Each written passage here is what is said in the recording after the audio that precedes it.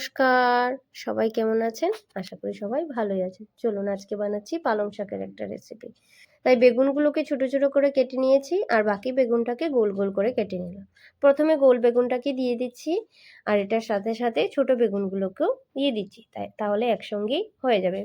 বেগুনগুলো দিয়ে আমি প্রায় ঢেকে রেখেছিলাম।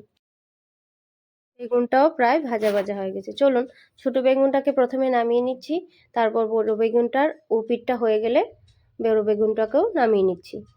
তারপর ওই তেলের মধ্যেই শুকনো লঙ্কা আর কালো জিরে ফোড়নে দিয়ে কেটে রাখা পালং শাকটাকে দিয়ে দিলাম। তারপর ওই পালং শাকের মধ্যে পরিমাণ মতো নুন আর পরিমাণ মতো হলুদ দিয়ে আরও একবার শাকটাকে ঢেকে রাখবো। ঢাকনা সরিয়ে দেখবেন শাকটা থেকে জল ছাড়ছে, তখন ওই শাকের মধ্যে ভেজে রাখা বেগুনটা দিয়ে দিবেন। বেগুনটা দিয়ে আরও একবার একটু ঢেকে রাখবেন। ঢাকনা সরিয়ে দেখবেন শাকটা প্রায় হয়ে গেছে, জলটাও প্রায় শুকিয়ে গেছে। হয়ে গেছে আমার বেগুন ভাজা দিয়ে পালং শাকের ওই রেসিপিটা। চলুন নামিয়ে নিচ্ছি।